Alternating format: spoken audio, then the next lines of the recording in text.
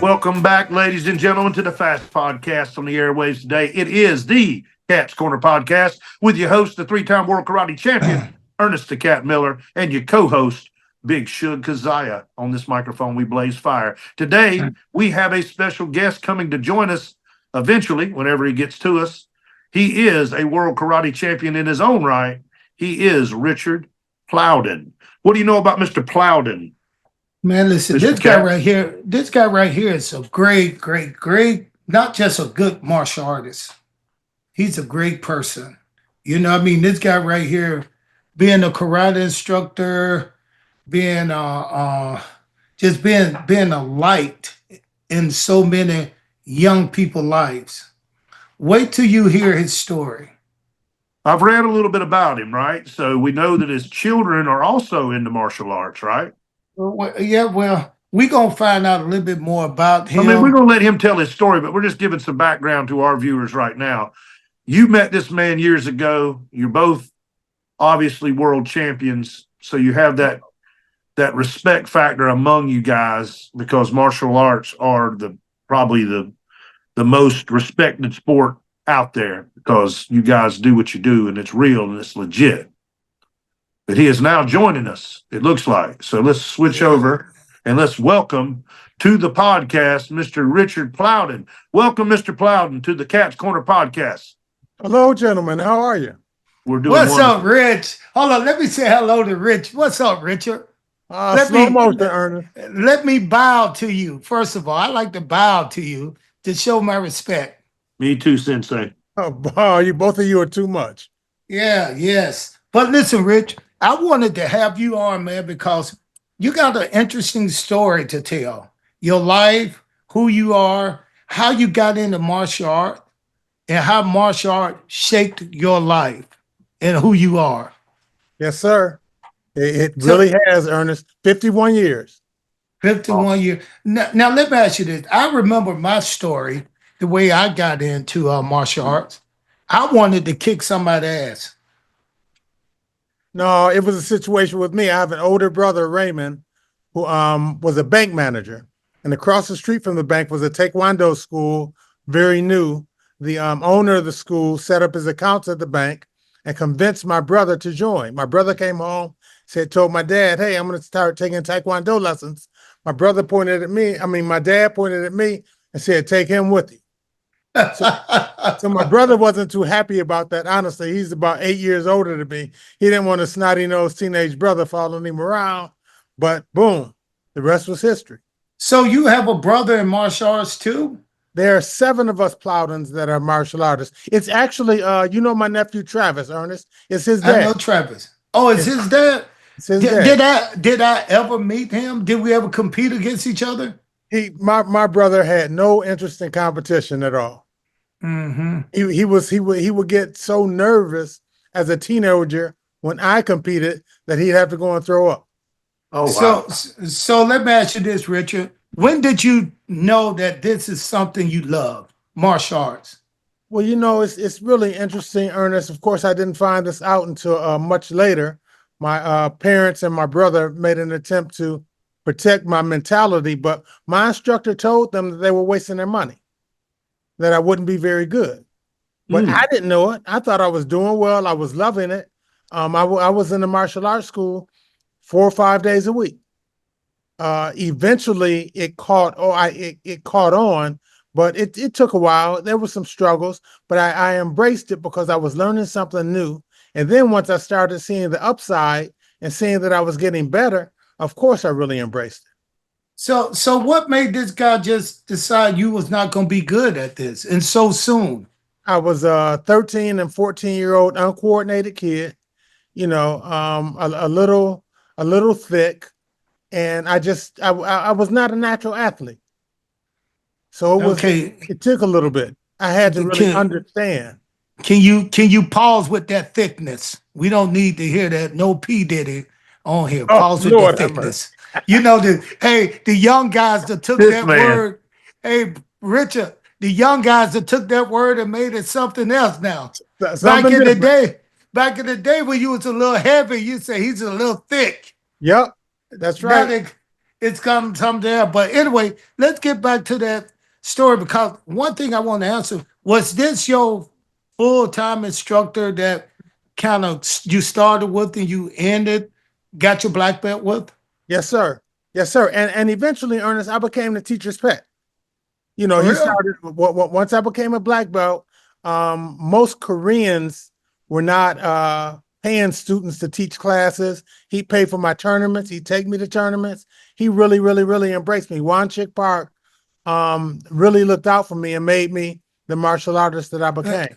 And what's his name? Wanchik Park. He left here in Detroit. He left in 1978. He moved to Fort Worth, Texas. He had a student from Korea who was very prominent in Texas, Roy Curbin.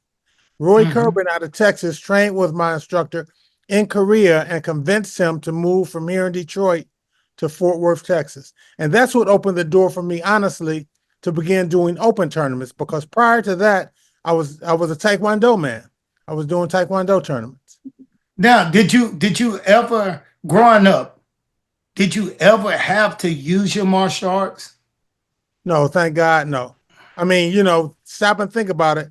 The mid 70s, that started in 73, and that was the Bruce Lee era. Yeah. So everybody thought that they knew martial arts. So we'd have sparring matches on the street and that type of thing, but nothing where it was actually serious.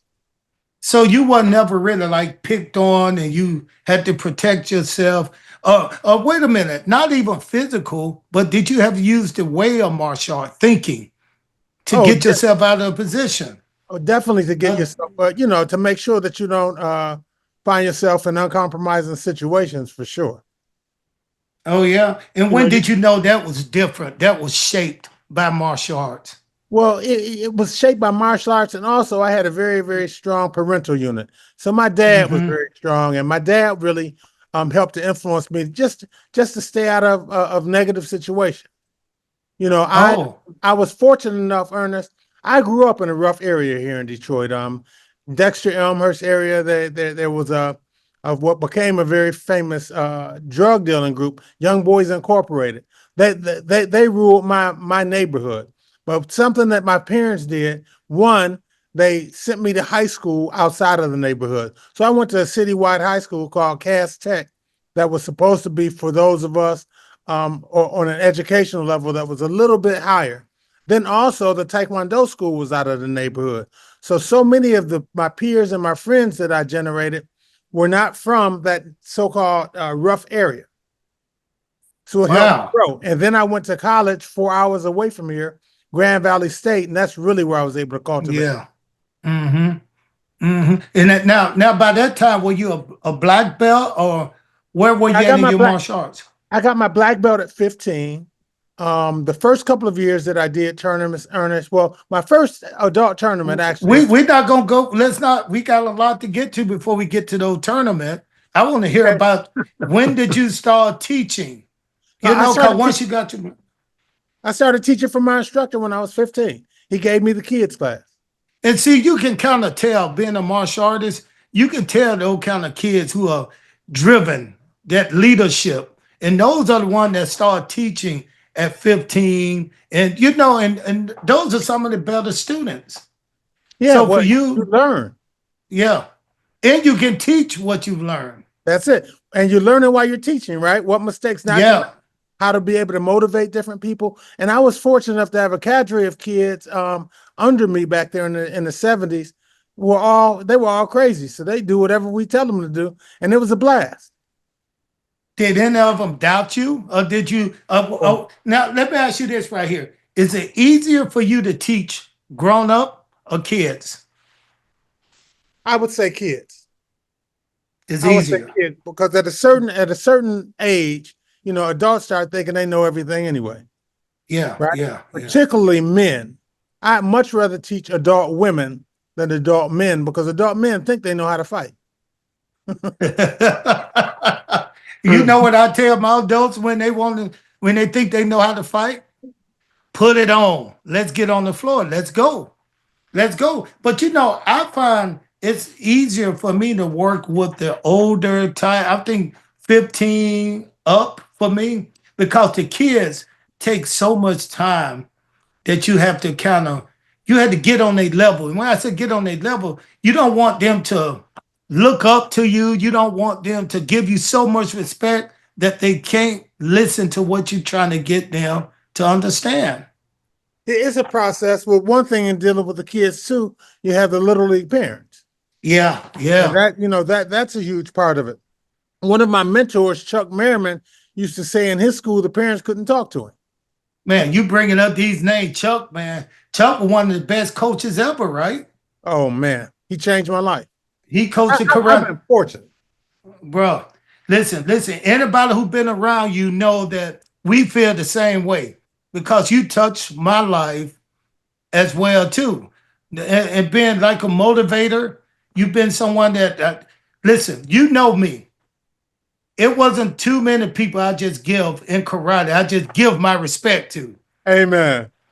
So, Amen. but when I met you, I realized it's something there that's not in everybody in this world of martial arts. It's something else. First of all, I thought you was, you used to wear glasses. I thought you was a nerd. I thought you was a nerd. What you talking about? Yeah. I thought you was a real nerd. And my nickname was Dirty Red. So when when the time came for us to fight, now let's not even get to that now. But let's continue to talk about your growth in the sport of karate. Yes, sir. Yes, sir. And so what were your ambitions with fighting, with martial art? Did you think of going forward to be a teacher?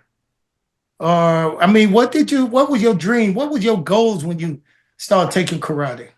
Initially, Ernest, I was intrigued by competition because back then, Black Belt Magazine and Karate Illustrated magazine was a deal. Yes. And here locally, we had a couple of guys, Everett Monsterman Eddie and Johnny Lee, who were very, very popular on the tournament scene. So I'd read about Johnny and Everett in the magazine. Then I'd also see Howard Jackson, Mike Warren, and those guys in the magazine, and I wanted to be like them.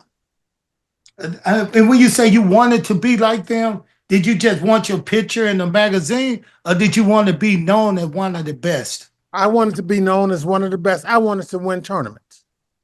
Wow. And those guys inspired me. So that wasn't, how much money did you win when you, like a tournament? What inspired you to say, I want to win tournaments? It was more ego than money. I never even thought about Exactly. At that point in time, I was, again, fortunate. My first so-called sponsor was my brother, right? So my brother, in addition to my instructor, my brother would pay for some of my tournaments. And then in around 1979, my brother flew me to New York for a tournament at Madison Square Garden called Henry Cho's All-American, because we had read about it in the magazines. So I went up to Henry Cho's tournament in 1979, and I took a third place. But, that helped fuel me to go ahead and move forward. Well, I have a question. When did you win your first world title?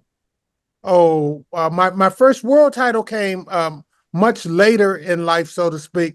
But I won my first national tournament was in 1979, aka Grand National. And that helped propel me, because at that tournament, I met a gentleman by the name of Renardo Plowden, who was then the editor-in-chief of Karate Illustrated magazine. And Renardo, for some reason, I don't know why, he took a liking to me, and he started telling me which tournaments to go to here in the United States. One of them being the Battle of Atlanta, the Diamond Nationals. He started encouraging me to go to those events. Well, let me stop you right now. One tournament he should have took off that schedule was the Battle of Atlanta, because we did not want you here. Well, the first couple of times I came to the battle, I was not necessarily successful. I remember losing to a guy from Carolina named Jarvis Sudrick. Oh, I remember him, Jarvis. Yeah. And the next year I lost to a guy from Louisiana named Ernie Radar Smith. Wow. But it didn't stop me from having goals and still wanting to compete. I just love to fight. Wow. Is that something like that? It was just in your blood? Fighting Or is it something you? I mean, competition? you didn't fight. You didn't fight outside of the karate. I mean, you wasn't a fighter, was you? Not at all. I always considered myself, Ernest, an intellect. A lover.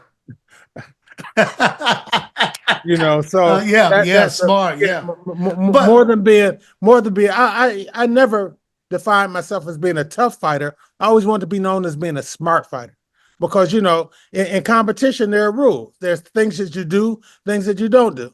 So I wanted to eliminate the things, not doing the things that would not lead to successes. And then watching guys like Billy Blanks, watching Steve Nasty Anderson, watching Keith Vitale, those guys gave me whoa, that. whoa, what about watching Ernest Miller, Dirty Red? You came around later, Ern. Yeah, that's right. That's right. I didn't Okay, meet you till about 85, hey, 86. hey, I'm sorry, but it is my show. So, you got to give me some praise. But go ahead. Go So, ahead. when we talk about our conversation about professional wrestling, I'll give you a ton of praise, because Okay, all right. you hit me up and said, "Look, some guy named Eric Bischoff is asking me to sign a wrestler." Hey, we gonna get to that. We gonna get to that. We gonna Oh get to man. that. But Richard, I'm telling you, man. So, what do you believe in? You get these people today, or the kids get from fighting and competing in tournaments? Well, I literally just got back from the WKC World Championships in Portugal, Ernest. And one thing that I preach Wow. to the kids and their parents is just their ability to make the world much larger, right? I had kids there from all over America who've never been out of the country before. Their parents have never been out of the country before. And I told a few of them, I said, when you go back to school, realize you're the only kid in your class that's been to Portugal. Wow. So they have to be able to embrace that. It makes the world much bigger. You get a chance to involve yourself with other cultures. I've encouraged kids to keep journals or diaries of what they're doing as far as martial arts go. You don't know. You might meet the next president of a company that might be like IBM or a major car company. You have no idea who these kids and these martial artists are rubbing elbows with, and it creates relationships that can open doors. Wow, you know what? You just hit and I'm gonna tell you what bell you just rung in my head. Growing up with two, me having two boys, and two sons and a daughter. I tried to do everything with them growing up. We went on vacations all the time. We would go to Florida, Miami, New York, just everywhere.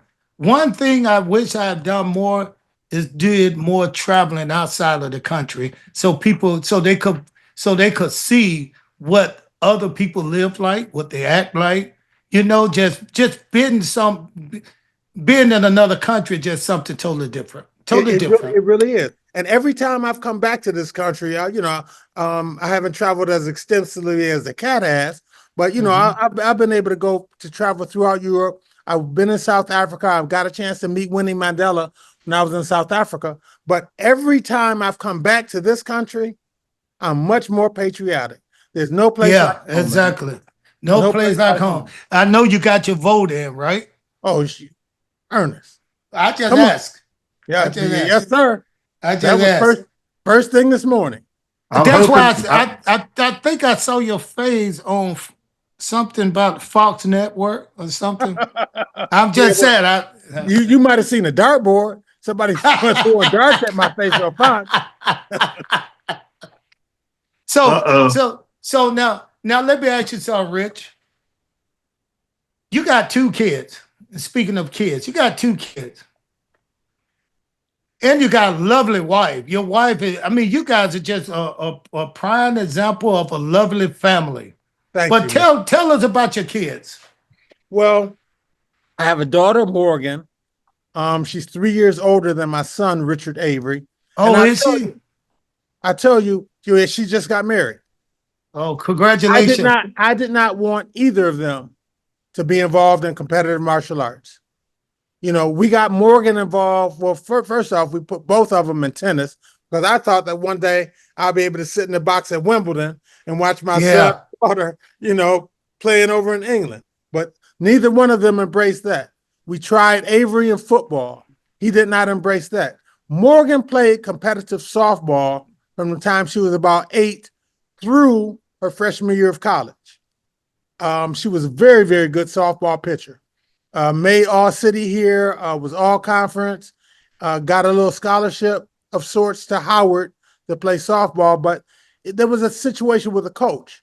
So she called me up one day and said, Dad, I don't want to play softball anymore. I want to come home, transfer home, still get my degree, but I want to compete in karate. Boom, there it was. My son, as a martial arts competitor in the junior division, didn't have a whole lot of successes, but he worked hard. And the key was just putting them in the right environment psychologically to be successful. I tell folks, Morgan being a softball pitcher helped make her one of the greatest female karate competitors of all time because she's so How? so she's just extremely focused. You know, if you're on a softball mound and you're pitching and the bases are loaded with no outs, and it's up to you to deliver. You know, there's a certain amount of fortitude that you have to dig deep and be able to deal with that. Same things happen in martial arts tournaments where she might go down a point or two, but it doesn't faze her because she feels like she's sharp enough to come back. But one of the things we always say is the dictionary is the only place where success comes before work. Both of them have such a strong work ethic. Yeah. One thing that we did in raising them too, though, Ernest, because I was the sensei, we never talked martial arts at home. I had a rule in my house where we did not talk about karate because at home, I had to be dad. We could talk about different movies. We could play games, you know, and I'm a horrible winner when it comes down to playing games. So we could play something like Triominoes. I'm going to celebrate. But as far as they try to involve me or ask questions about tournaments or techniques and things, and I say, save that for the dojo. Now, they thank me for that. Yeah, but tell us some of the tournament and tell us some of the championship she has won. Oh, Morgan has won the AKA Warrior Cup, I think 5 times. That's the biggest tournament. I think that's the biggest tournament, the largest martial art tournament in the whole country. Yep, she's won the Diamond Nationals 4 times. She won the Battle of Atlanta multiple times. She's won the World Karate Kickboxing Commission's overall championship, I think 12 times. So oh my God. She yeah, if you Google her, a lot of great stuff is going to come up. But more important than that, was she has her master's degree. She's a project manager in the automobile industry. My son is an attorney. Well, we ain't going there yet. That boy right there, we got to talk about him in his own block. That's okay. There's a lot of stuff to talk about your son right now. Yeah. Let's stay with your daughter. Yeah, no. She announced her retirement from fighting last year. Oh, did she? Okay. Yeah. But we have something in the WKC called mixed doubles that we're introducing next year, where it's a 1-man, 1-woman team. So she mentioned this weekend that she might want to do that with her brother next year. Oh wow! Well, hey, let me tell you guys something out there. These guys, when they talk about these kids fighting, these kids are bad, man. And I keep calling them kids. They grown up. Yes, I've known these guys. You've watched them grow up. Yeah. So now, but to see her compete, she don't look like it, but she's a mean, you know what, boy. She get it done. Hey, she get it done for real. You see this girl compete. You see her compete. She's like a beast out there, man. She's like a Jack Lambert playing middle linebacker out there. Yeah, she is. And beautiful young lady too. But let's talk about that son too. Your boy, man, oh man, let me tell you something. He's you mixed with, I mean, this guy he can be anything he want to be in martial arts. He can be a great teacher, great leader. He can be it all. But let me tell you something. He's so humble. He is so humble. That's unbelievable. Yeah, thank you, Ernest. And again, he works hard because, you know, he grew up getting beat up by some of my students, Jermon Wiggins, Askia Allison, Willie Hicks. All those bullies. I got something for all 3 of those guys. Let them know when I see those guys, they beat up your son. They bullied my little nephew. Yeah, you tell Willie, Jamon, I got something for them. They help make him a man. Yeah. If you watch when he's fighting, Avery's kick defense is phenomenal. And He's it's because smart. it's Smart. because of Jamon. Oh, You know, yeah. He's 14, 15 years old fighting Jamon with those crazy legs, and he developed enough the ability to stay in the pocket, see what's coming, counter it, move out of the way. The environment helped a lot.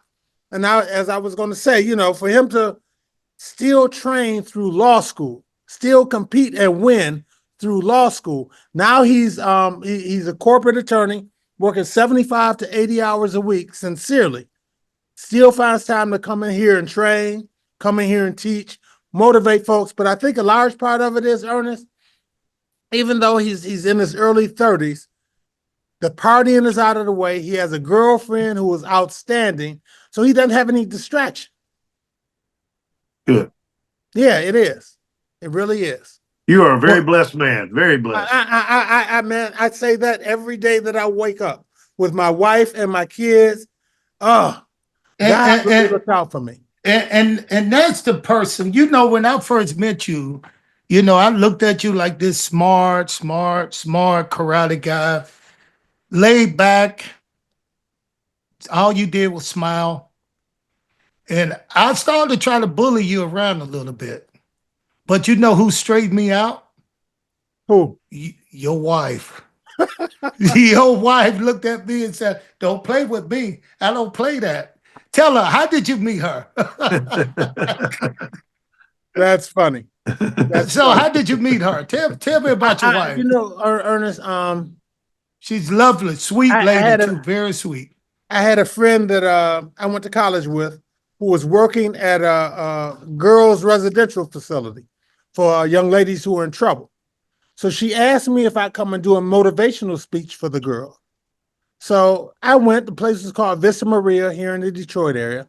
I went over to Vista, did the speech, and my future wife happened to be a social worker working there. And unbeknownst to me, my friend had planned to set us up. So it wasn't just me coming to do the motivational speech. It was also me coming to meet Deborah because she thought that Deborah would be a great match for me. And we hit it off. The rest was history. Now she'd never been into martial arts, right? My wife is a black belt. My wife teaches here at the karate school. She and Morgan teach most of our beginning classes. Bro, I've never seen her at tournaments. She just sit there and she's a mom. I've never seen her interfere in the match. I've never seen her yell like most parents do, complain about referee calls. I didn't even know she was a black belt. She's very mild-mannered. She and Morgan got their black belts together. As I said, I didn't talk martial arts at home, and Deborah and I made an agreement that we would only put the kids in karate if they asked. So at some point in time, Morgan, when she was 6, she was already all around the karate school watching the other kids. When she was 6, she told us she wanted to do it. And Deborah said, okay, if Morgan does it, I'm going to do it with her. Well, listen, we done went through your whole family. Now, I'm pretty much tired of talking about your perfect family.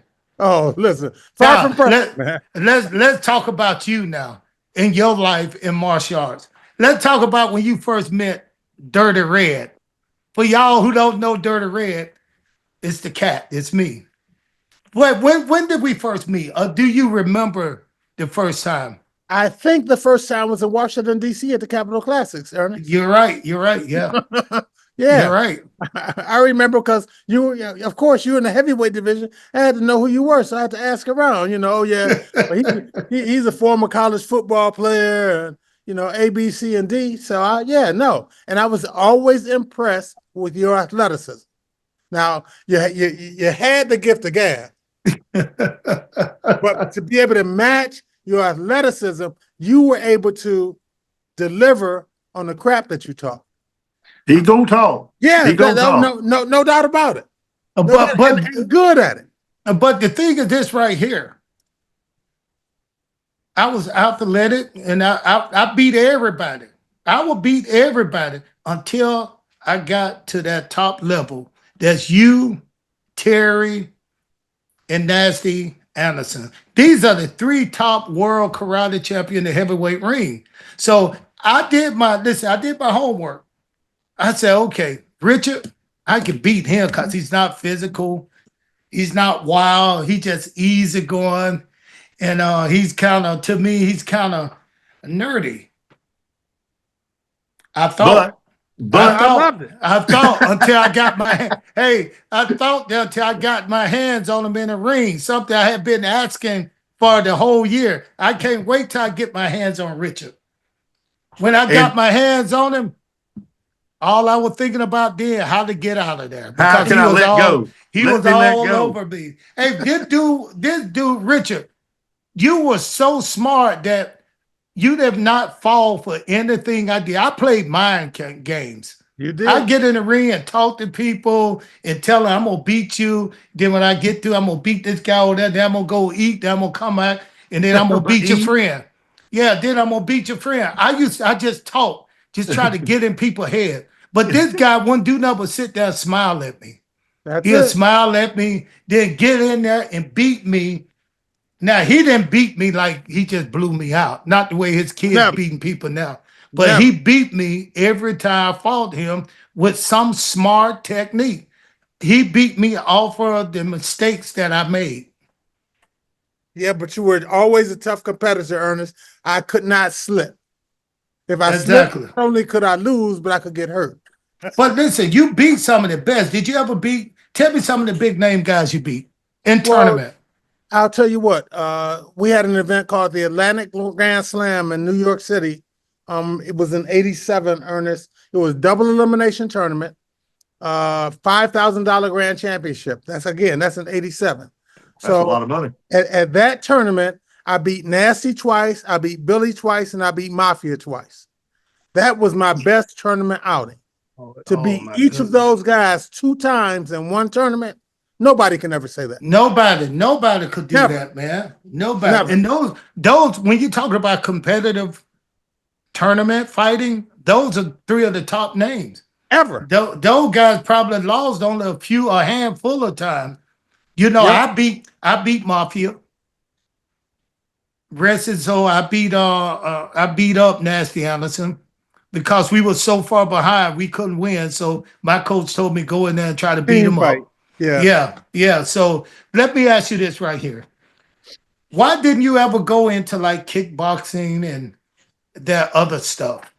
I considered myself to be a cerebral person, Ern.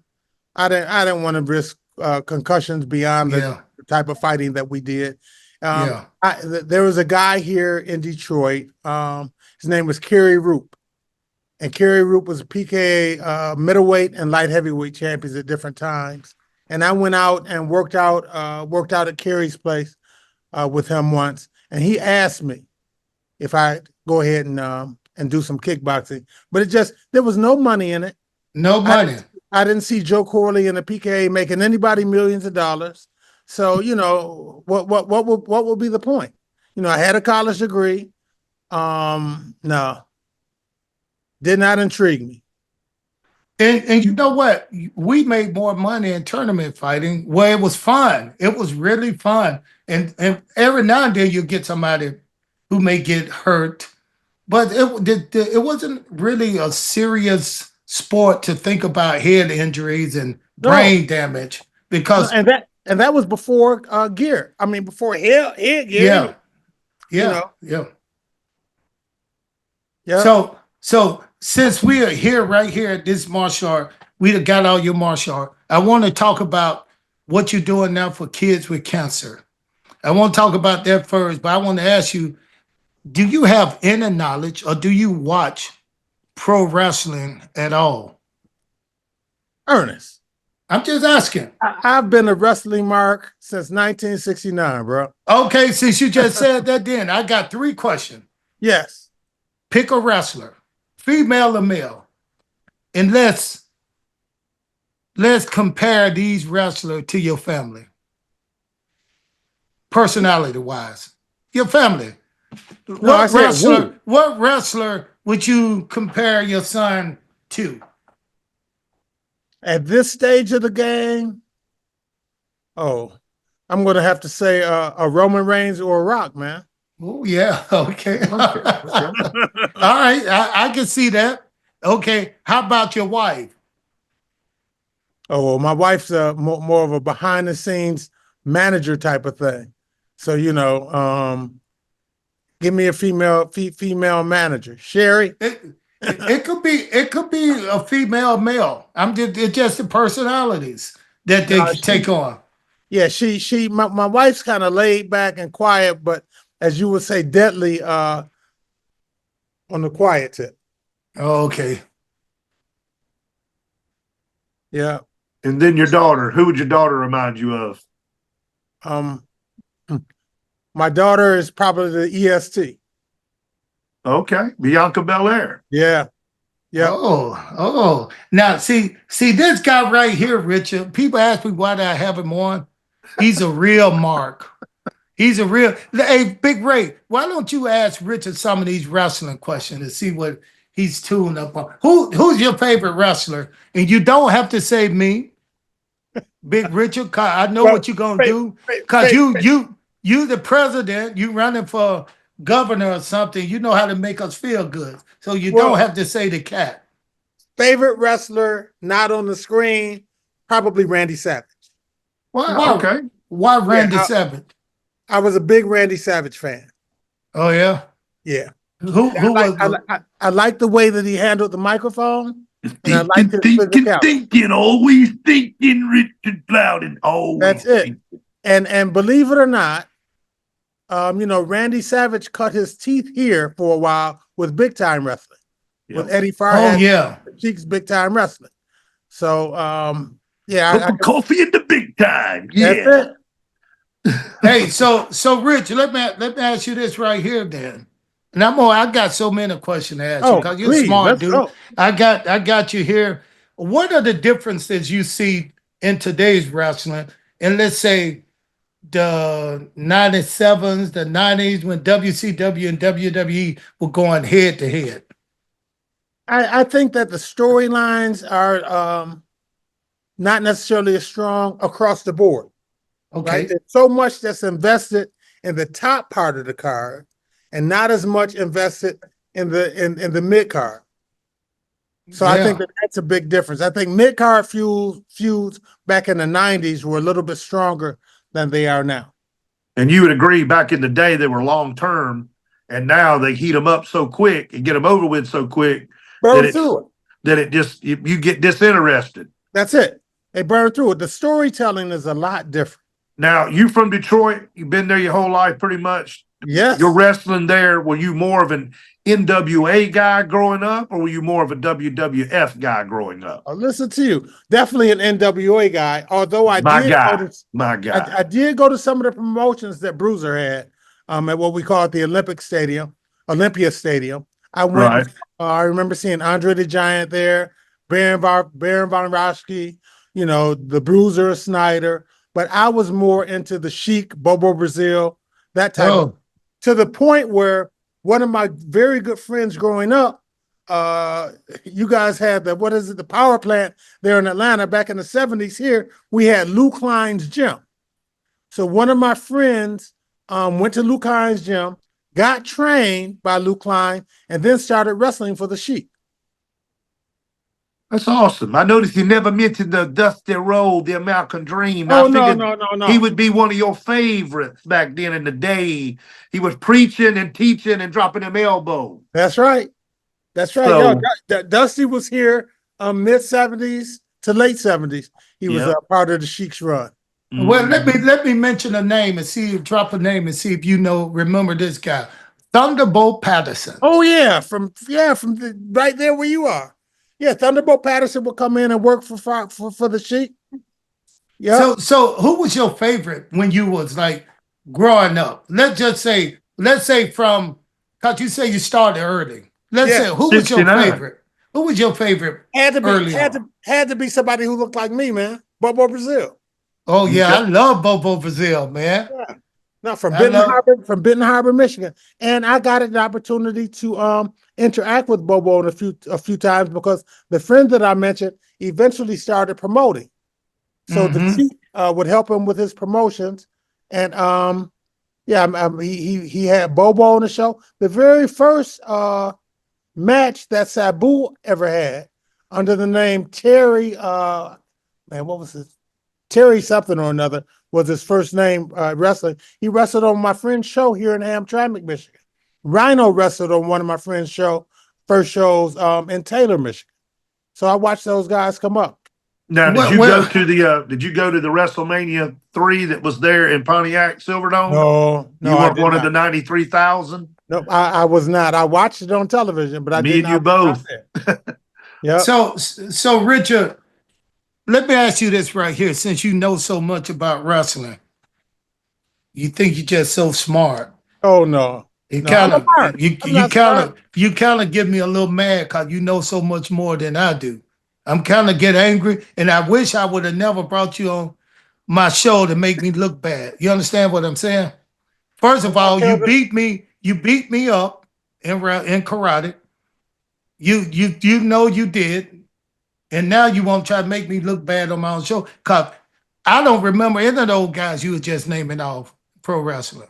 Because you're not a fan. Didn't know anything about wrestling. That's what I'm telling you. You're a fan. No, Ray. He and I were in a hotel room in Rhode Island. We're roommates at a karate tournament. And he looks at me and he says, Richard, some guy named Eric Bischoff has asked me to start training and become a professional wrestler. And he looked at me and he said, man, that stuff ain't real. The fighting we do is real. They don't fight for real. And again, being a mark, right? Said, Ernest, Eric Bischoff, and he said, yeah, well, his kid trains at Joe's school, so I teach his son. I was like, oh, and they by the way, you don't sound like me. You sound like Muhammad Ali when you do that. So keep doing it. So go ahead, Ray. No, I'm just giving you the Muhammad Ali. No, go ahead. Oh, so he's wanting to go to the. You pretty much convinced him it was a good idea. Well, listen to him. Initially, it was just a training contract. He didn't even have to wrestle. He was going to pay him to go in the gym and work out, something he did for free anyway. Right. I'm like, Ernest, no, you have to embrace that, do that. Then he started talking about, well, afterwards, if I do sign with them, they were going to give him so much money as a salary and then so much for each pay-per-view. And I was like, dude, what's wrong with you? Well, man. Hold on. No, you know what it was, Big Ray. You probably understand. You may not, but Richard understand. I got into karate not to make money. I got into karate because it was something I loved. Right. You know, the love I had for martial art. So people were offering me, they were offering me anything, money, anything. But I had something. I don't know if you ever loved something like you have to love martial art just to do it. Because we don't get paid a lot of money. A lot of people ain't going to come up to you and recognize you on the street. Even being one of the baddest guys in the martial arts life circle. It's a small circle. People still don't recognize you. But here's an opportunity with money, fame, and stuff. And I was still hesitant about going to wrestle. And Richard probably don't remember this, but I told him one of the reasons I was not going to go right now is because I had 4 or 5 black belts. What do you mean 4 or 5 black belts? What do you mean?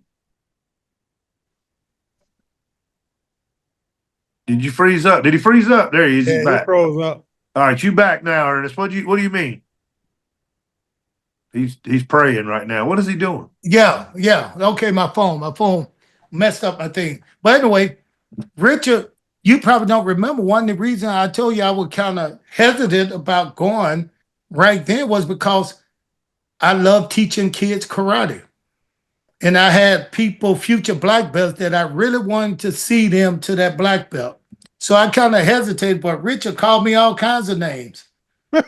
As he called me, he was like, are you an idiot? You could go do that, then come back and do this, and go do that. And when I left that hotel, the next day when I left there, I called Eric and said, okay, I'm gonna take the contract.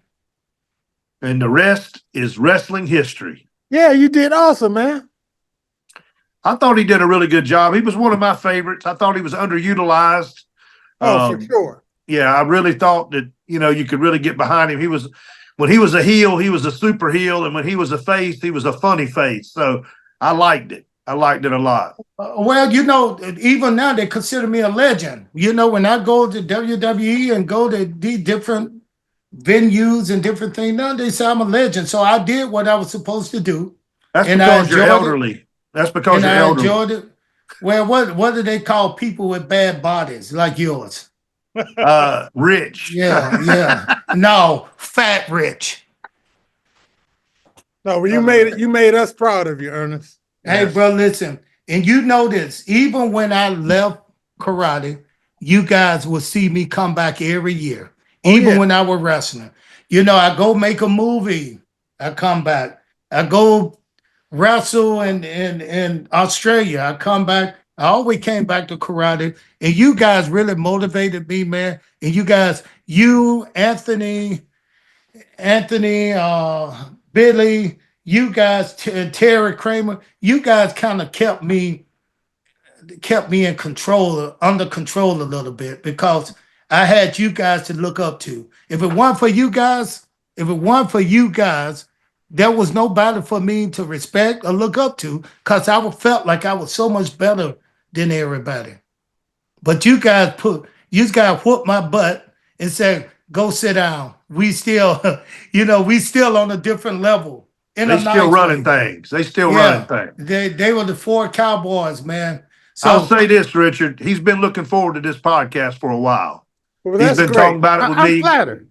Yeah, he's been talking about it for a pretty good while. And I know we're not wrapping up, but it's been a pleasure getting to know your story, and our viewers out there who appreciate the martial arts and understand how passionate you guys are about it. It motivates a guy like me who only took 2 karate classes at a local YMCA, because I had a guy that lived across the street that tried to bully my brother, and they went, and I said, well, hell, let me go. So I went with them, and I went to 2 lessons. I said, man, I can do this on my own. I went and got a 2x4 and smacked that dude in the back of the head. Oh, there you go. We didn't have no more trouble with that dude. hey, so Rich, let me ask you this right here. What do you think about the story about Vince McMahon and the way he ran and did business? Can you compare him to any of those promoters at any of the tournaments that you attend right now? Well, Vince was in a different stratosphere, man. He had it all, right? These promoters want to have the image of being wealthy, image of being rich, but we know they're not. So there's nobody in the tournament karate world has any type of power like Vince did. Vince McMahon from the outside. Now you got an opportunity to work for him and interact with him, so you know much better than I. But just hearing some of the stories and watching the way that he operated, oh man, something else. Hey, listen, it was hard, especially for me coming from the world that I came from, martial arts. You have people like, I think the closest person would say promoter to Vince McMahon in his authority, in his power, was Joe Corley. Because a lot of that with Joe though was the PKA. Yeah, exactly. And the perception. Now realize this: Joe Corley is the only national promoter that they ever allowed to have 2 tournaments in 1 year. He had the Battle of Atlanta in October or in May, and then in October. Then he had again, and he had 2 tournaments before. He had one, the Battle of Atlanta. Then he would have another one. The Atlanta Pro-Am. Yeah, the Atlanta Pro-Am. So that's what I'm saying. He was pretty powerful when it came to promoting his event. Now, today's, compared to working with Vince was like the only one. He was like, I'm the biggest. When I went there, Vince McMahon was like, I'm the promoter. I run WWE. I'm in control I'm the biggest promoter in the world. You gonna do it if you gonna work here? You gonna do it my way. But he did it in such a way to where he didn't come right out and say it. But you got to understand if you're gonna work here, you're gonna work here and do the things he wants you to do. I wasn't that type of person. I was not gonna bow down. Listen, I'm gonna give you what you ask from me, but I'm not gonna kiss your feet to stay around to get the opportunity to show you what you already know about me. That's why you hired me, because I already Right. had these things. Well, So, that's because you have a problem with authority. You have a problem with authority. See, it would be the only white guy on here that say we got a problem with authority, because they want to be almighty, all When ruler. he has dominion over all those wrestlers, and Yeah. you coming into his organization where he's the top booker, the owner, the president, the CEO, the CFO, the HMFIC, he's the guy. So But the yeah. guy, no, but the guy for me is bigger than him. God put me there. Well, yeah, of Amen. course, of So course. so if what God put me there for a reason, and Well, that's what happens. I'm there to be talented. But listen, I'm not gonna bow down to nobody else for a few But him. dollars. For a few dollars, I was there for a reason. Well, you see So what God nobody did control then. me. You seen God expose him, right? So you see Sure then, did. right? You seen God expose him. So we'll leave it there. Hey, Rich, Yo, I love having you, man. And and this is so funny because I just want to put your story out there, the conversation about your life.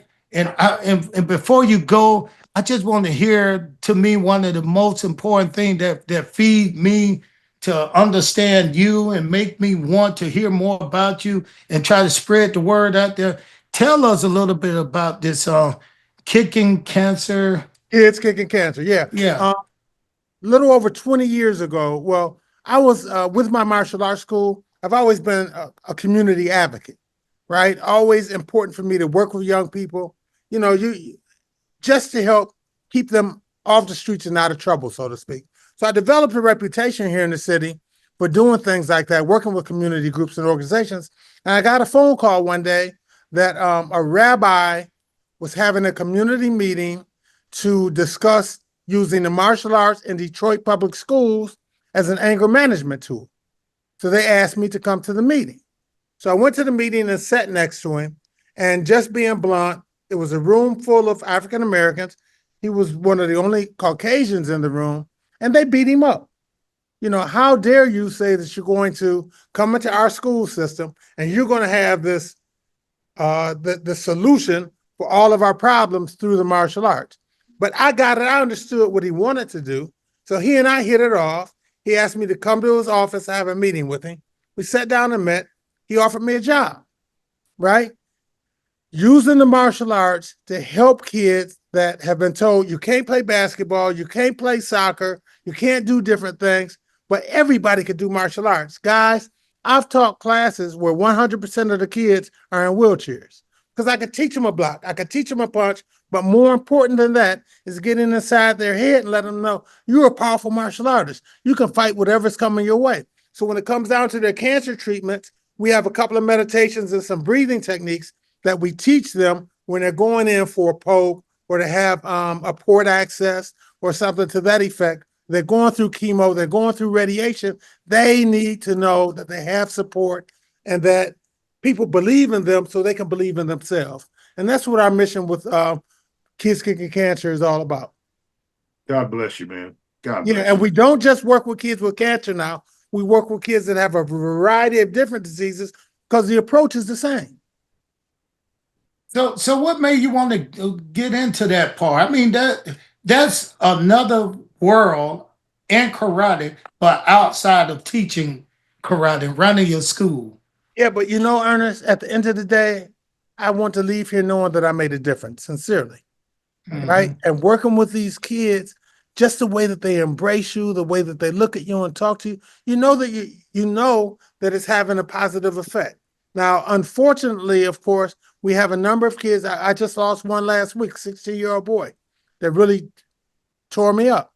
But I know that while he was here, our relationship was special to him. And that's none of us are getting out of here alive.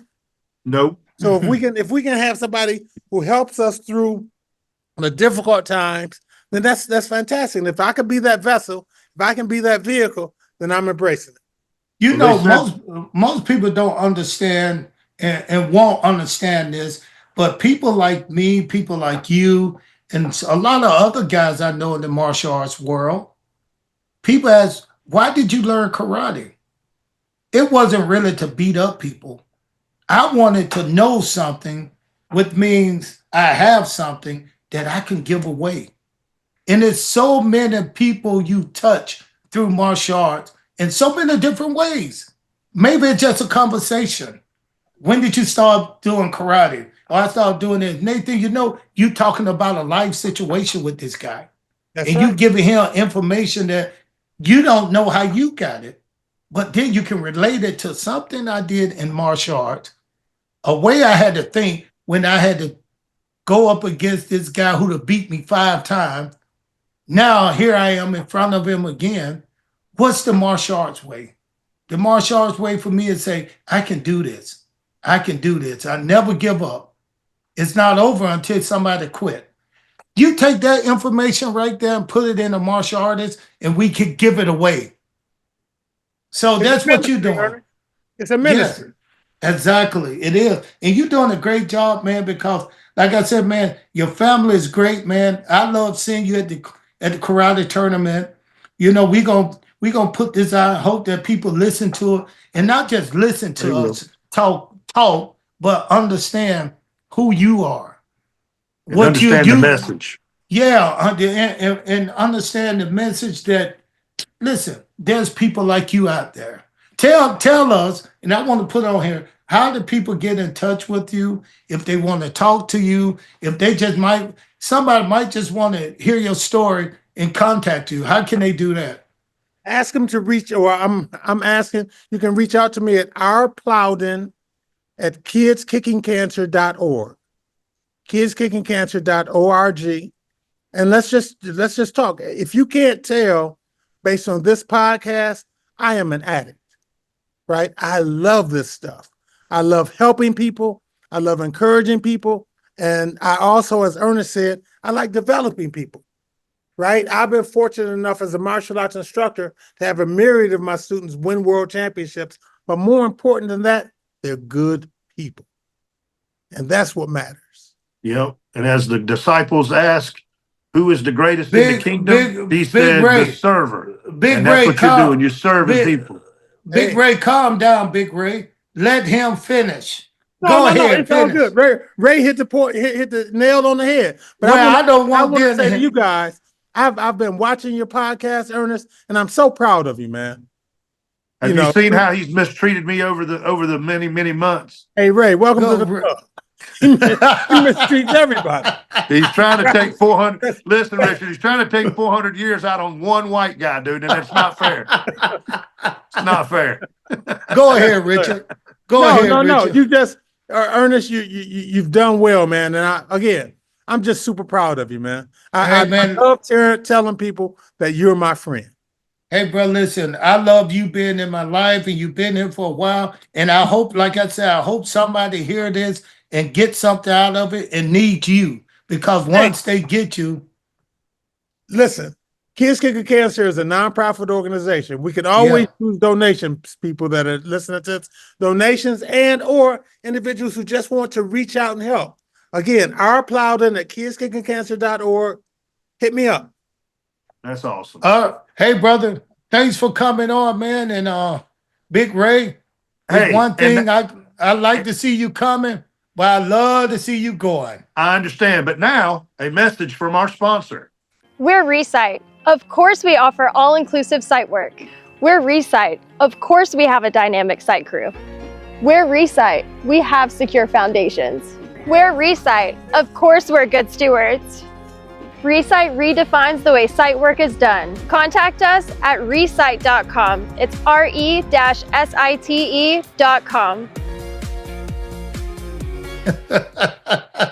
Recite. re-site.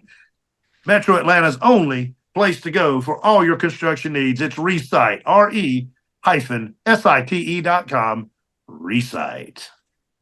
Thanks for coming on, Mr. Plowden, and appreciate you most of all for beating Ernest's ass in the dojo. Hey, All right.